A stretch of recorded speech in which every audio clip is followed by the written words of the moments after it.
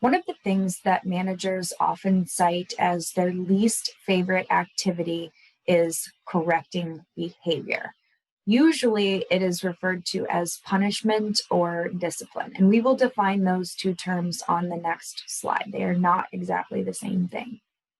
Correcting behavior is an essential part of a manager's job, and it's an essential part of managing employees. We cannot do the job without correcting violations of company policy or performance expectations.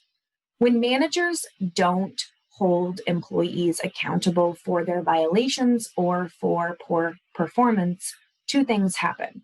One, those individual employees are not living up to their full potential. They're not growing, learning, improving their performance. Number two, the high performers and the rule followers, the people who are meeting expectations, can become dissatisfied, frustrated, disappointed, and demotivated. It hurts high performers just as much as it hurts low performers when you don't hold those low performers accountable.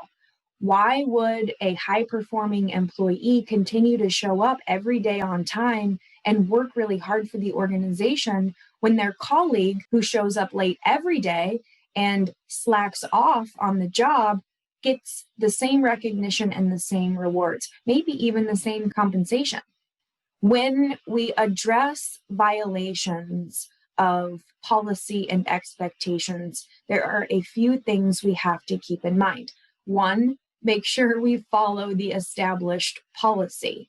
In the employee handbook, we should have established different forms of discipline that can be expected for different violations. When that information is provided up front, we then have to make sure that we follow that policy and we apply that form of discipline for that violation.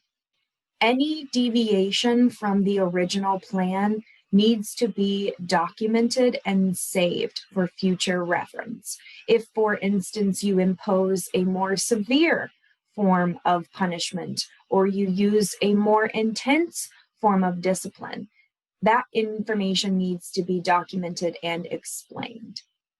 Two, make sure you base all decisions on job-related criteria.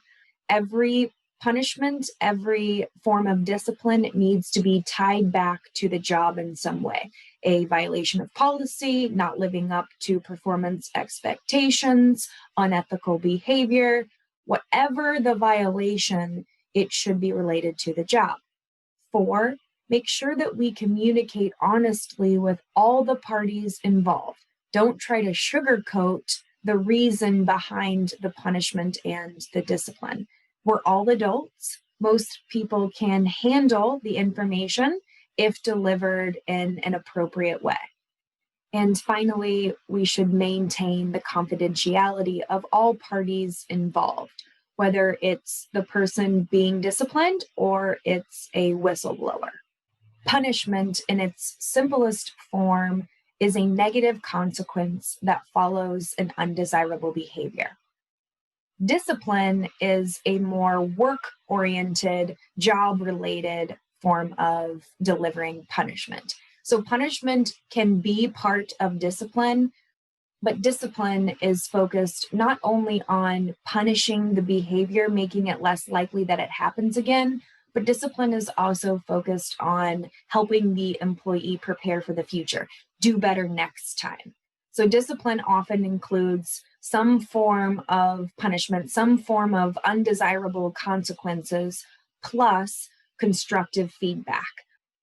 Grievances are formal written complaints about how the employment relationship is being managed.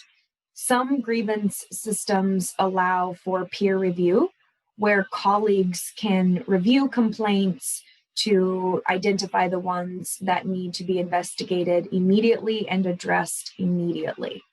The grievance process can be an important component to holding managers accountable. Grievances are often made upward toward the supervisor, the boss.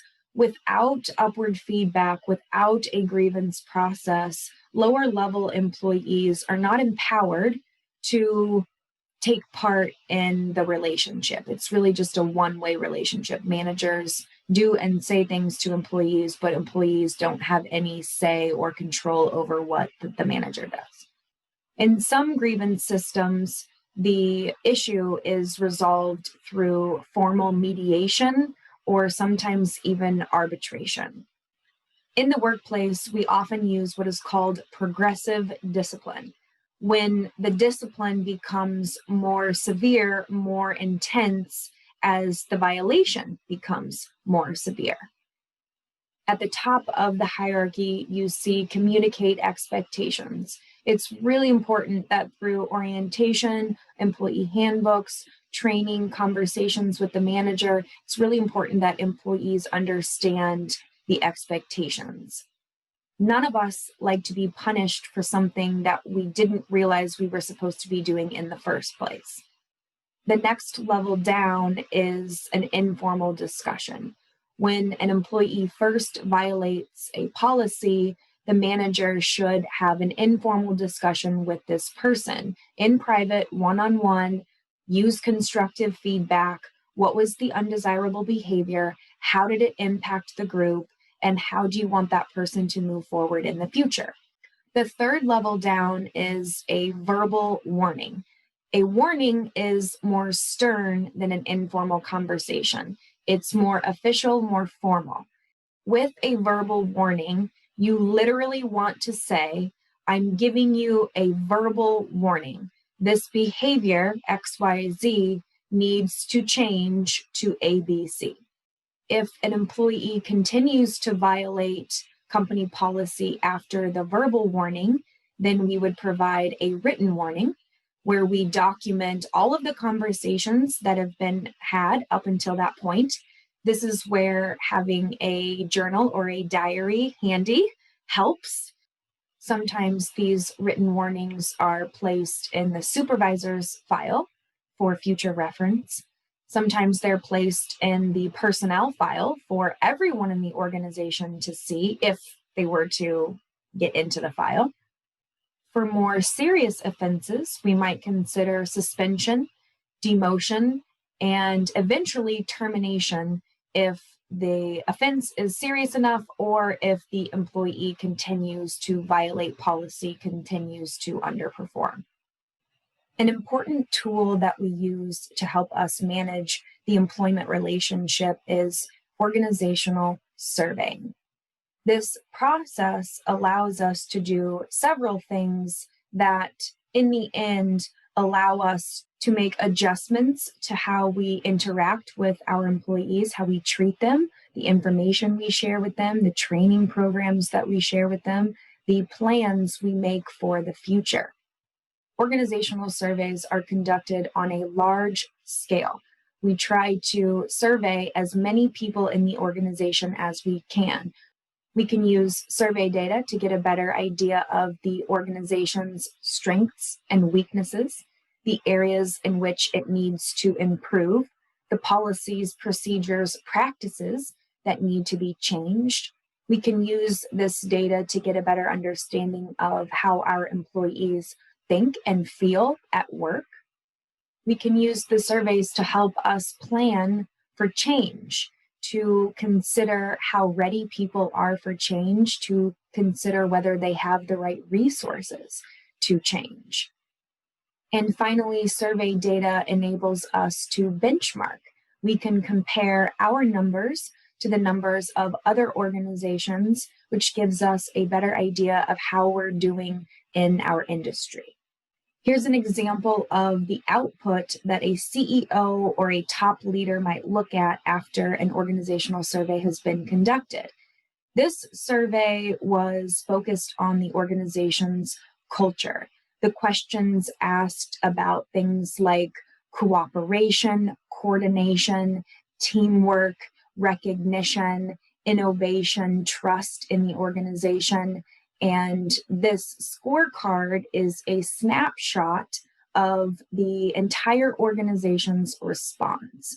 We can see here that we had 126 employees with a 95% rate. That is for demonstration purposes only. That rarely happens.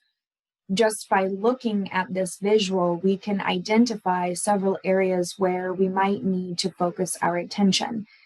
Right away, we can see that there is at least one area where we might need to focus additional attention: trust. It looks like there may be some issues with conflict management and fairness. These surveys collect subjective data, and so we always want to match the data with our objective data, our performance metrics.